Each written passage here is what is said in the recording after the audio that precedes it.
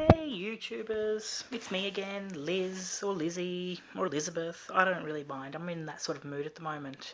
So, this video I'm going to be talking to you about what is transitioning, but this time specifically for transgender females.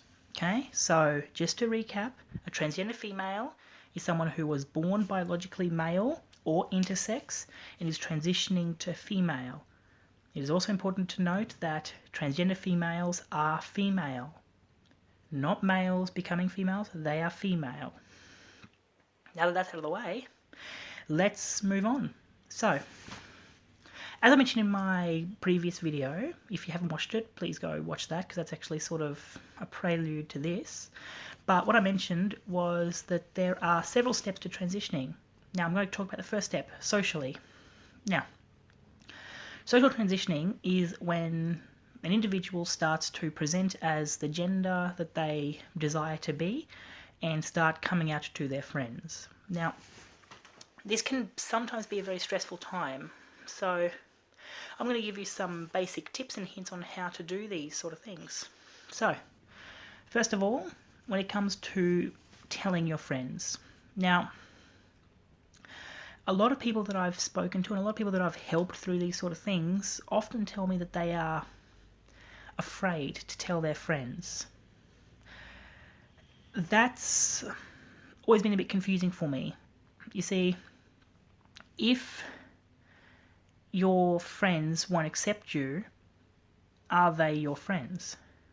Now, I know that's harsh and I know that's, a lot of people see it differently, but to me, I personally have had to cull a few of my friends that simply do not support me, because if they truly were my friends, they'd support me and understand that what I'm doing is for my own benefit.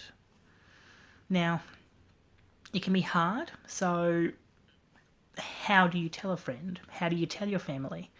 Well, I found that there are different approaches for different people. So, for example, people that have a loving, open family, so family that you feel will not reject you, it's probably best to just come out and say it openly. So, hey mum, hey dad, look, I just wanted to tell you I sort of think I'm a girl. Okay? They will take time to do that and they'll ask you what makes you think you're a girl.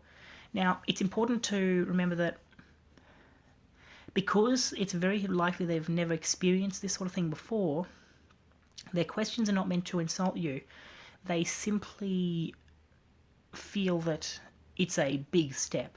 So the main thing to remember is remain calm, explain yourself thoroughly as you can, and hopefully your conviction will convince them. Now, in families where, I hate to stereotype, but in Christian families or in families where there are very conservative beliefs, it can be a bit more difficult. Now, I myself was in a very conservative family, and I came out the wrong way to them. It's important that, your family loves you no matter what. You may be doing something that they dislike, but they should always love you. Therefore, if you're coming out to Christian or conservative parents, I would recommend that you try a tactic where you respect them. Come out to them in a way that shows that you care what they think, but at the same time you need to be firm in your conviction of what you're doing. It may even take you 3, 4, 5 times to come out, but for a lot of parents, just coming out once, well, it's done. I came out to my parents when I was 6, when I was 8, when I was 10, 12, 15. Every time they just went over their heads. So you may need to come out a few more times, but just do that. Once again, show respect. That's all people want. They just want to be shown respect. You show them a bit of respect, and hopefully they will return it to you. That does not mean that you have to pause a transition for them. So if you are transgender and you are ready to begin your transition, you begin your transition. You can't wait for your family's permission. You can't wait for their go ahead. You just have to do it, and then wait for them to catch up eventually. Now, that doesn't mean that at home you have to flaunt it. Like, for me, when I was in the house, I had to wear male clothes, but then as soon as I left the house in my car, I had to change a female's clothes that I would change into. Yes, it's a bit annoying when you first come out to have to do that, but if there's a chance of saving your family and a chance that they might eventually come around and support you, I personally think it's a worthwhile risk. But once again, it's up to you. Okay, next step, as I said, was hormonal. Now, to get hormone therapy in most countries, you have to see a doctor. The doctor will then send you to a psychologist or a psychiatrist or both. In some cases, they will send you to an endocrinologist, which is a hormone specialist who will assess your hormone levels and determine whether you need hormones or what hormones to give you or how much to give you. So what you do, so if you are interested in going on to hormone therapy, you talk to a doctor, explain to them that you are transgender and that you have socially transitioned or are about to socially transition. Most doctors will be hesitant to give hormones to anyone that hasn't actually socially transitioned yet.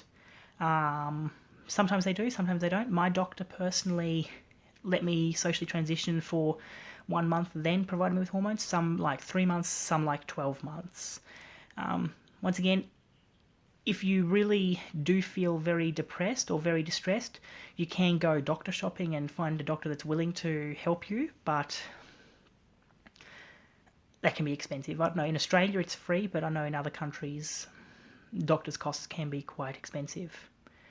So hormone therapy, once again, there are 3 main hormones that you can take. The first and most important one, which you can take from about 14 years of age, depending on if a psychiatrist will let you, is testosterone blocker for trans females. Now, there are 3 main testosterone blockers that I know about. There's cyproterone, spironolactane, and finasteride. Those 3 all work by inhibiting testosterone, while cyproterone also inhibits its ability to be produced and binding to, I believe it's called luteinizing hormone. Please don't quote me on that. I don't know the biology behind, but I just know that cyproterone's got a bit extra ability to lower not only the production of testosterone, but also how much it affects the body and how much it actually works in the body. The second one that you can take from, once again, at the discretion of a psychiatrist, potentially 14, but usually wait until 18, is estrogen or estradiol. There are 2 types as far as I know, estradiol and estradiol valerate, and they're both essentially bioidentical estrogen, which means that they affect your body in the same way as having normal estrogen would, and that's mainly for feminizing. Now, the last one I mentioned, testosterone blockers, also known as anti-androgens, affect your body by neutralizing the effects of testosterone, whereas estrogen will actually enhance feminine properties. So, for example, in my face, you'll notice my cheeks are a bit puffy.